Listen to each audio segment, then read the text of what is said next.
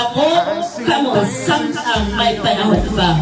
O sakita ninyo siya samtang siya adoon pa. So this is the invitation to all of us, the people of God. He giving us the invitation to come to Him while we still have a time. Amen?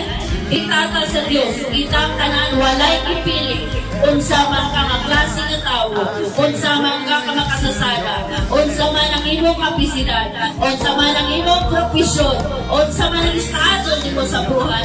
God inviting you while you still have a time.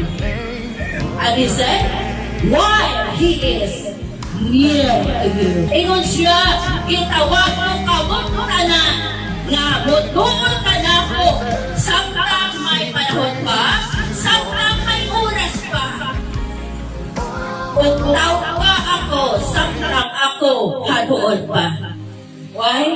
Kaya kung maabot ang panahon sa judgment, layo na siya. Kung dili na tama katuon kanya. Amen?